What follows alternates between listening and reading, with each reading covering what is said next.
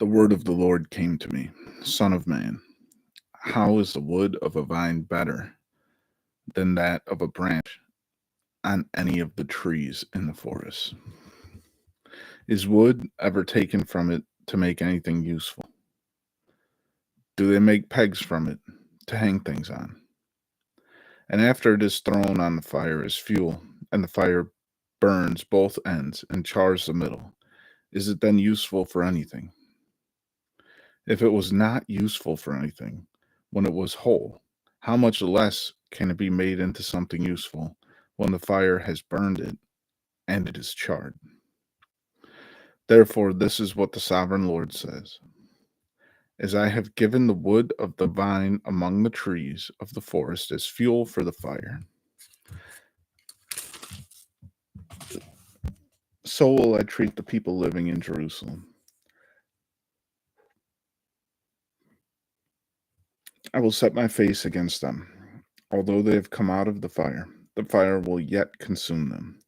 And when I set my face against them, you will know that I am the Lord.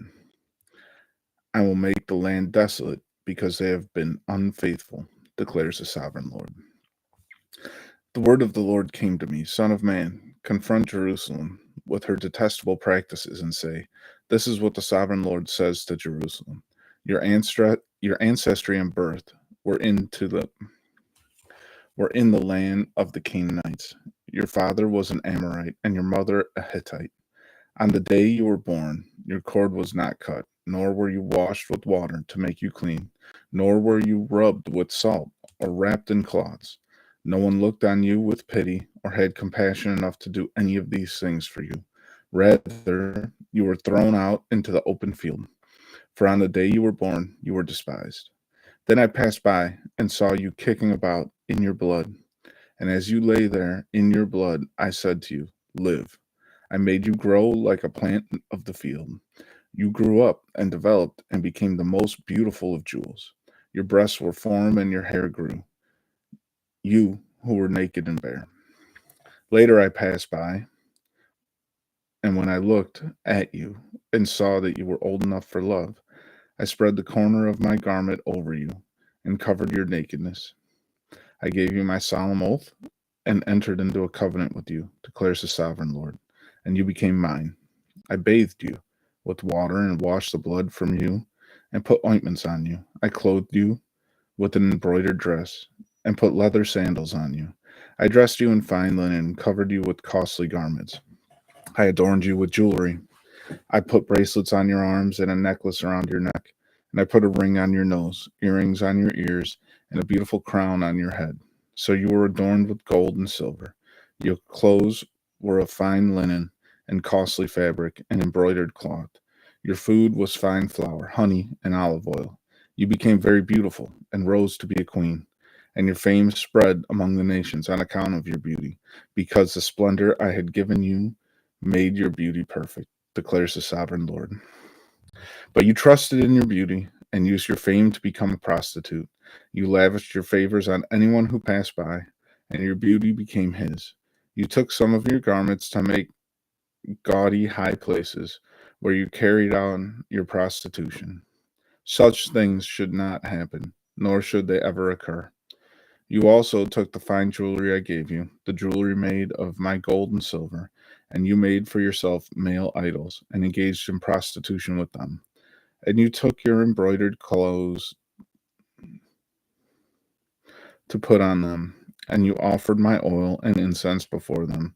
Also, the food I provided for you, the fine flour, olive oil, and honey, I gave you to eat. You offered as fragrant incense before them. That is what happened, declares the sovereign Lord. And you took your sons and daughters, whom you bore to me, and sacrificed them as food to the idols. Was your prostitution not enough? You slaughtered my children and sacrificed them to the idols in all your detestable practices and your prostitution. You did not remember the days of your youth, when you were naked and bare, kicking about in your blood. Woe, woe to you, declares the sovereign Lord. In addition to all your other wickedness, you built a mound for yourself and made a lofty shrine in every public square. At the head of every street, you built your lofty shrines and degraded your beauty. offering your body with increasing promiscuity to anyone who passed by. You engaged in prostitution with the Egyptians, your lustful neighbors, and provoked me to anger with your increasing promiscuity. So I stretched out my hand against you and reduced your territory. I gave you over to the greed of your enemies, the daughters of the Philistines, who were shocked by your lewd conduct. You engaged in prostitution with the Assyrians too, because you were insatiable, and even after that, you still were not satisfied. Then you increased your promiscuity to include Babylonia, a land of merchants. But even with this, you were not satisfied. How weak willed you are, declares the sovereign Lord. When you do all these things, acting like a brazen prostitute, when you built your mounds at the head of every street and made your lofty shrines in every public square, you are unlike a prostitute, because you scorned payment. You adulterous wife, you prefer strangers to your own husband. Every prostitute receives a fee, but you give gifts to all your lovers, bribing them to come to you from everywhere for your illicit favors. So in your prostitution, you are the opposite of others. No one runs after you for your favors. You are the very opposite, for you give payment and none is given to you. Therefore, you prostitute. Hear the word of the Lord. This is what the sovereign Lord says. Because you poured out your wealth and exposed your nakedness in your promiscuity with your lovers, and because of all your detestable idols, and because you gave them your children's blood, therefore I am going to gather all your lovers with whom you found pleasure, those you've loved as well as those you've hated. I will gather them against you from all around, and will strip you in front of them, and they will see all your nakedness. I will sentence you to the punishment of women who commit adultery and who shed blood. I will bring upon you the blood vengeance of my wrath and jealous anger. Then I will hand you over to your lovers, and they will tear down your mounds and destroy your lofty shrines. They will strip you of your clothes and take your fine jewelry and leave you naked and bare. They will bring a mob against you, who will stone you and hack you to pieces with their swords. They will burn down your houses and inflict punishment on you in the sight of many women. I will put a stop to your prostitution, and you will no longer pay your lovers. Then my wrath against you will subside, and my jealous anger will turn away from you. I will be calm and no longer angry, because you did not remember the days of your youth, but enraged me with all these things. I will surely bring down on your head what you have done, declares the sovereign Lord. Did you not add lewdness to all your other detestable practices? Everyone who quotes Proverbs will quote this proverb about you. Like mother, like daughter. You are a true daughter of your mother, who despised her husband and her children. And you are a true sister of your sisters, who despised their husbands and their children. Your mother was a Hittite, and your father an Amorite. Your older sister was Samaria, who lived to the north of you with her daughters. And your younger sister, who lived to the south of you with her daughters, was Sodom. You not only walked in their ways and copied their detestable practices, but in all your ways you soon became more depraved than they. As surely as I live, declares the sovereign Lord, your sister Sodom and her daughters never did what you and your daughters have done. Now this is the sin of your sister Sodom. She and her daughters were arrogant, overfed, and unconcerned. They did not help the poor and needy. They were haughty and did detestable things before me. Therefore I did away with them, as you have seen. Samaria did not commit half the sins you did. You have done more detestable things than they, and have made your sisters seem righteous by all these things that you have done. Bear your disgrace, for you have furnished some justification for your sisters, because your sins were more vile than theirs. They appear more righteous than you. So then be ashamed and bear your disgrace, for you have made your sisters appear righteous. However, I will restore the fortunes of Sodom and her daughters, and of Samaria and her daughters, and your fortunes along with them, so that you may bear your disgrace and be ashamed of all you have done in giving them comfort. And your sisters, Sodom, and her sisters and your sister Sodom with her daughters and Samaria with her daughters will return to what they were before, and you and your daughters will return to what you were before. You will not even mention your sister Sodom in the day of your pride, before your wickedness was uncovered. Even so, you are now scorned by the daughters of Edom and all her neighbors, and the daughters of the Philistines, all those around you who despise you. You will bear the consequences of your lewdness and your detestable practices, declares the Lord. This is what the sovereign Lord says. I will deal with you as you deserve, because you have despised my oath by breaking the covenant. Yet I will remember the covenant I made with you in the days of your youth, and I will establish an everlasting covenant with you.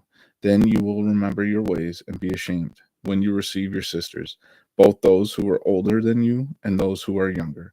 I will give them to you as daughters, but not on the basis of my covenant with you.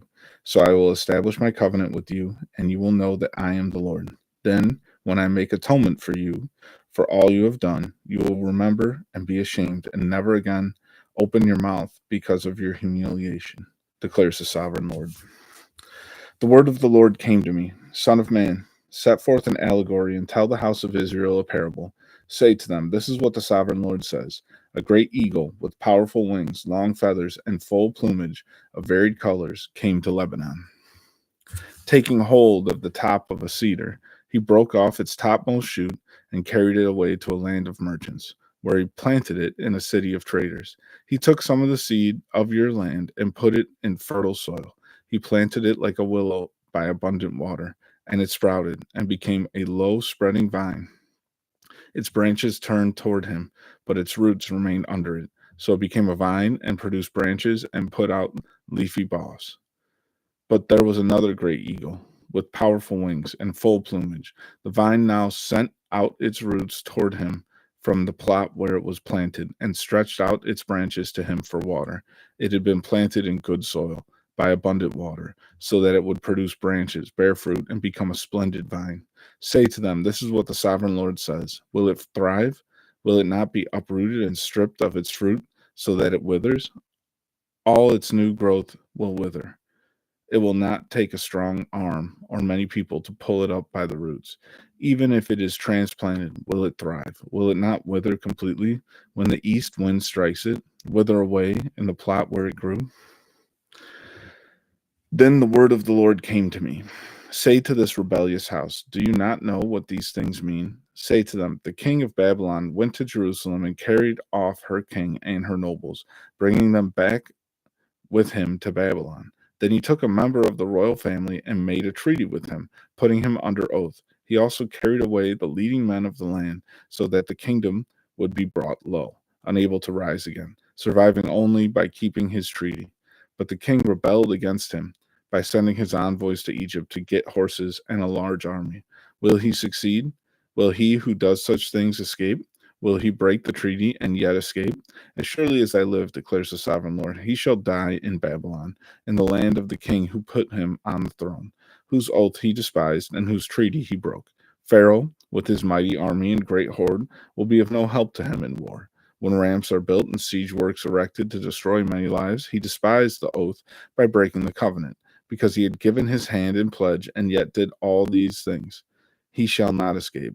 Therefore, this is what the sovereign Lord says: as surely as I live, I will bring down on his head my oath that he despised and my covenant that he broke. I will spread my net for him, and he will be caught in my snare. I will bring him to Babylon and execute judgment upon him there, because he was unfaithful to me. All his fleeing troops will fall by the sword, and the survivors will be scattered to the winds. Then you will know that I, the Lord, have spoken.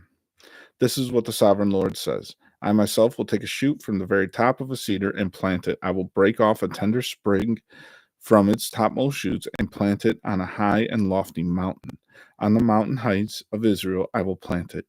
It will produce branches and bear fruit and become a splendid cedar. Birds of every kind will nest in it. They will find shelter in the shade of its branches. All the trees of the field will know that I am the Lord. Bring down the tall tree and make the low tree grow tall. All the trees of the field will know that I, the Lord, bring down the tall tree and make the low tree grow tall. I dry up the green tree and make the dry tree flourish. I, the Lord, have spoken, and I will do it.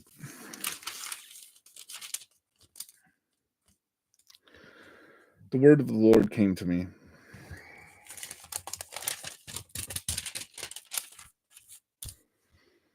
What do you people mean by quoting this proverb about the land of Israel? The fathers eat sour grapes, and the children's teeth are set on edge. As surely as I live, declares the sovereign Lord, you will no longer quote this proverb in Israel, for every living soul belongs to me, the Father as well as the Son. Both alike belong to me.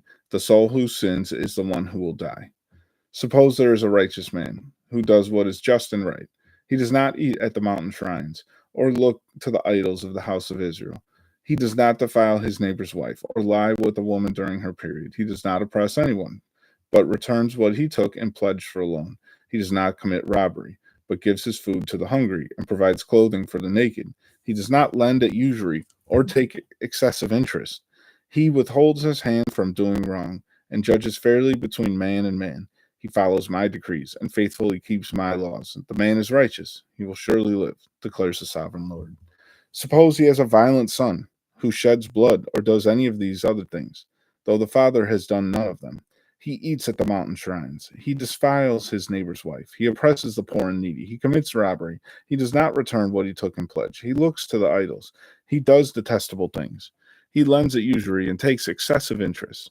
Will such a man live? He will not, because he has done all these detestable things. He will surely be put to death, and his blood will be on his own head. But suppose this son has a son who sees all the sins his father commits, and though he sees them, he does not do such things. He does not eat at the mountain shrines or look to the idols of the house of Israel. He does not defile his neighbor's wife. He does not oppress anyone or require a pledge for a loan. He does not commit robbery, but gives his food to the hungry and provides clothing for the naked. He withholds his hand from sin and takes no usury or excessive interest. He keeps my laws and follows my decrees. He will not die for his father's sin. He will surely live. But his father will die for his own sin, because he practiced extortion, robbed his brother, and did what was wrong among his people. Yet you ask, why does the son not share the guilt of his father? Since the son has done what is just and right, and has been careful to keep all my decrees, he will surely live. The soul who sins is the one who will die. The son will not share the guilt of the father, nor will the father share the guilt of the son. The righteousness of the righteous man will be credited to him, and the wickedness of the wicked man will be charged against him. But if a wicked man turns away from all the sins he has committed and keeps all my decrees and does what is just and right, he will surely live. He will not die. None of the offenses he has committed will be remembered against him because of the righteous things he has done. He will live. Do I take any pleasure in the death of the wicked, declares the sovereign Lord? Rather, I am not pleased when they turn from their ways and live. But if a righteous man turns from righteousness and commits sin and does the same detestable things the wicked man does, will he live? None of the righteous things he has done will be remembered because of the unfaithfulness he is guilty of, and because of the sins he has committed, he will die. Yet you say, the way of the Lord is not just. Hear, O house of Israel, is my way unjust? Is it not your ways that are unjust? If a righteous man turns from his righteousness and commits sin, he will die for it. Because of the sin he has committed, he will die. But if a wicked man turns away from the wickedness he has committed and does what is just and right, he will save his life, because he considers all the offenses he had committed and turns away from them. He will surely live. He will not die. Yet the house of Israel says, the way of the Lord is not just. Are my ways unjust, O house of Israel? Is not your ways is it not your ways that are unjust? Therefore, O house of Israel, I will judge you, each one according to his ways, declares the sovereign Lord. Repent, turn away from all your offenses, then sin will not be your downfall. Rid yourself of all the offenses you have committed, and get a new heart and a new spirit. Why will you die, O house of Israel? For I take no pleasure in the death of anyone, declares the sovereign Lord. Repent and live.